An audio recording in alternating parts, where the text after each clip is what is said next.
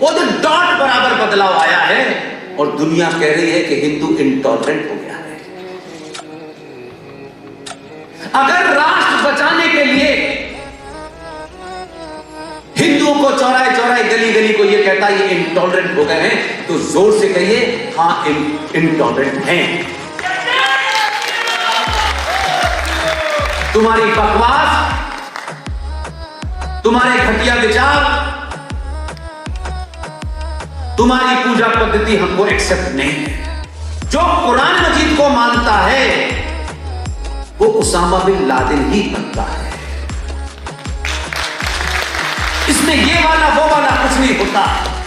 अपने हीरो को चुनने से पहले ओह इसने तो एक मर्डर किया था, इसके साथ नहीं खड़े हो सकते हम, अपना है तब भी नहीं खड़े हो सकते, क्योंकि कहीं हमारी समाज में छवि खराब न हो जाए।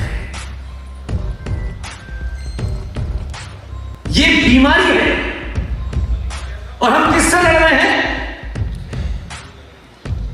हम उससे लड़ रहे हैं जो मुंबई में बम धमाकों का मास्टरमाइंड होता है। जब उसे फांसी होती है तो उसके जनाजे में 5 लाख लोग होते हैं। न उनको अपने साथी पंडित जी का ध्यान आता है, न सिन्हा साहब का ध्यान आता है कि हम उनके सामने क्या जवाब देंगे कि एक आतंकी के जनाजे में हम गए थे। लेकिन हम तो दरवाजा बंद कर लेते हैं। हमारे बीच में से कोई बहादुर अगर किसी जिहादी की हत्या कर देता है, हम नहीं चाहते।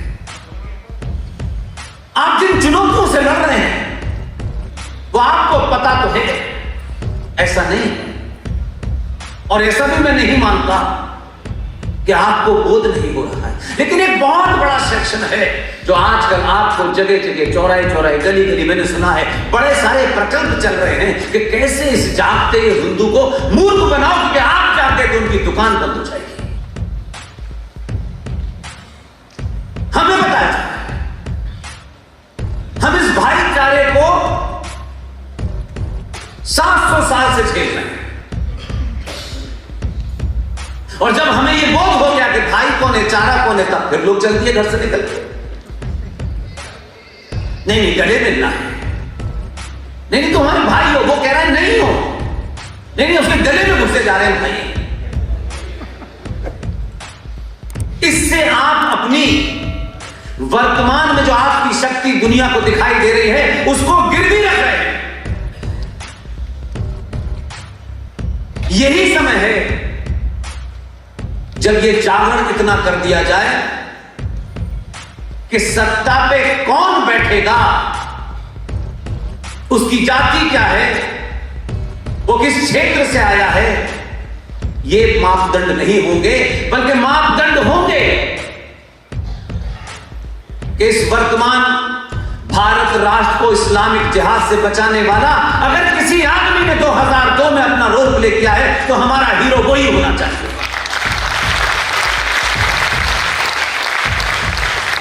इसलिए पब्लिक डिस्कोर्स में इंटेलेक्चुअल खासतौर से संपन्न परिवारों के लोग इन बातों पे ताली बजाने से भी कतराते हैं। कहीं वीडियो में कोई देख न ले कि ऐसी बात पे आप भी ताली बजा रहे थे, क्योंकि उन्हें तो इस्लाम भाई के घर पे सिवैया नहीं खानी है।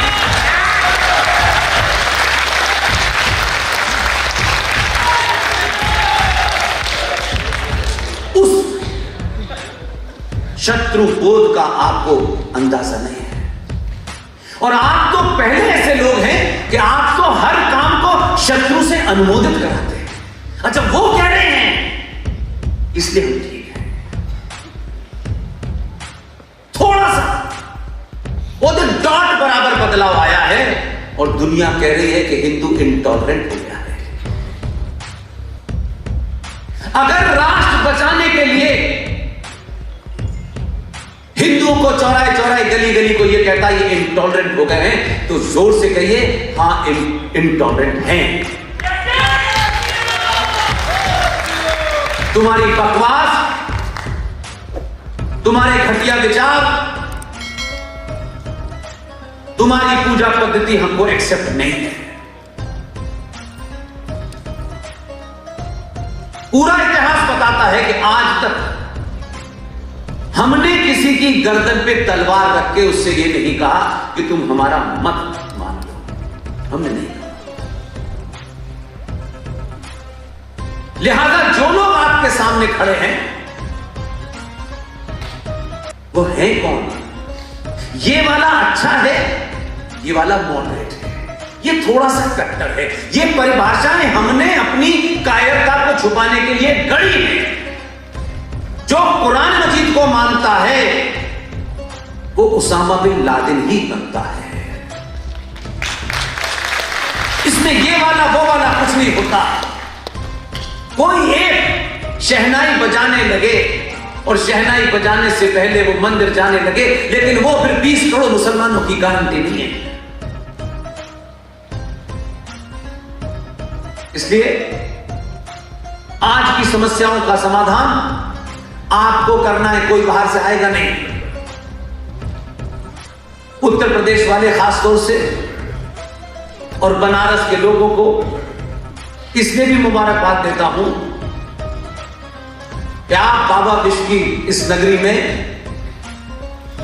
आसानी से किसी को अपनाते नहीं हैं, क्योंकि यहां के जीवन की शैली कुछ और है। यहां अच्छे अच्छे की नहीं सुनते लोग, अच्छे अच्छों को पानी पिला देते हैं। और अगर आप दो दो बार सुन रहे हैं तो मान लीजिए कि फिर काशी बदल रहा है, और काशी बदलेगा तो जो सुशील भाई कह रहे थे इसका असर फिर काबे में भी नजर आएगा।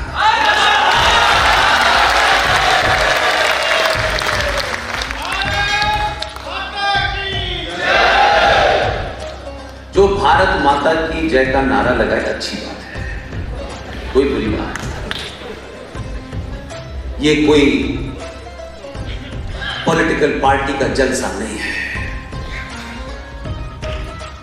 जो भारत माता का नारा लगा रहा है अपने घर जाए और जाके ये पता करे कि ये भारत माता 15 अगस्त 1947 को 21 लाख लोगों की लाशों पे आपको मिली थी। कायर लीडर और कायर समाज ने 47 से लेकर के 2020 तक 29 राज्यों में हिंदू माइक्रोस्कोपिक माइनॉरिटी हो गया है, लेकिन भारत माता का नारा लगा है। जब आप ये नारा लगाते हैं तो हजारों लोग समझते हैं कि भारत माता सुरक्षित है, कि भारत में बैठ के लोग नारा लगा रहे हैं, लेकिन उसके नीचे आपकी जमीन खिसक गई है। हमारे और आपके बीच में से निकल के जाने वाले लोग जोगा कोई भी पहने, इतिहास लिखा जाएगा तो उनको माफी नहीं मिलेगी। और हम उन लोगों में अपना नाम नहीं लिखाना चाहते कि हम उनका नाम बताना नहीं चाहते कि जिस बीमारी के लिए 75 साल का एक युवा पुरुष, 35 साल का उनका बेटा, जिन चीजों की लड़ाई लड़ रहा है, ये औरंगजेब और बाबर ने नहीं की थी। ये औरंगजेब के खिलाफ लड़ाई नहीं लड़ रही है, बाबर के खिलाफ लड़ाई नहीं लड़ रही। ये भारत की संसद, उस संसद में बैठने वाले वो लोग जो ये कहते रहे हैं कि हम तुम्हारे हैं, इस संस्कृति के हैं, और हम और तुम्हारे बीच में एक ही रिश्ता है कि तुम भी हिंदू और हम भी। उनकी गिनती चाहे 10 थी चाहे 117 थी, मैं ये मानता हूं आग अगर यहां लगी हो तो चौराहे चौराहे चिल्लाएंगे और बनारस में लोग 5-5 घंटे बैठ के सुनेंगे। इससे कसूरवार बाबर और औरंगजेब नहीं है। उनको जो करना था चाहे वो दुनिया में यही किया, कोई नई बात नहीं। उस इतिहास में जाकर के अब कोई फायदा नहीं होना है। इतिहास में जाइए, 1991 में भारत की संसद में किस पार्टी के कितने एमपी थे, आज गूगल सर्च कर लीजिएगा। उन लोगों की क्या भूमिका थी जब प्लेसेस ऑफ वर्शिप एक्ट बन करके पास हो रहा था। क्या 91 के बाद वो एमपी आपके बीच में वोट मांगने नहीं आया, एमएलए वोट मांगने नहीं आया? वो समाज के तमाम सारे ठेकेदार जो सुबह से शाम तक हर चीज पे अपना प्रवचन देते हैं, उन्होंने आपको बताया कि हमने जिनको भेजा था हिंदुत्व की पट्टी से निकल करके ये भारतीय जनता पार्टी के लोग जाएंगे, उनसे पूछा कि जब ये कानून बन रहा था तो आपके मुंह पे ताला लगा हुआ था क्या? आप उस कानून को बनने से नहीं रोक सकते थे, समझ में आता है। लेकिन बनारस में क्या किसी चौराहे पे या उस पप्पू की दुकान बंद हो गई थी, वहां पे आके तो बोल सकते थे, अपने लोगों को बता तो सकते थे कि ये जघन्य अपराध हुआ, मैं रोक नहीं पाया, लेकिन इस घुटन से मैं मरना नहीं चाहता हूं, ऐसे ऐसे कानून बने, हम कुछ कर नहीं पाए। हमने तो आज तक सरकार से न कुछ कहा, न सरकार से कोई मांग की, न ये कहा कि सरकार ये करे न करे। हम जानते हैं सरकार कैसे चलती है, हम उस तरफ आ गए। तो ये सवाल नहीं पूछा जाना चाहिए 91 में प्लेसिड ऑफरशिप एक्ट बन गया, हम खामोश बैठे रहे, बन गया, रख गया। अब याद आया सत्ताओं की अपनी मजबूरी हो सकती है, मैं उसमें भी नहीं जाना चाहता, लेकिन विपक्ष में बैठकर अगर विवाद थी तो लोगों को बता तो देते हैं। बनारस की गली गली में 50-30 साल पहले यह सवाल तो खड़ा होता कि यार ऐसा नहीं हो गया, हमने तुमको भेजा था कि तुम हमें बताओगे, लेकिन तुमने अपने स्वार्थों के कारण अपने ही समाज को नहीं बताया, और एक आध जघन्य अपराध हुआ हो तो वन मान भी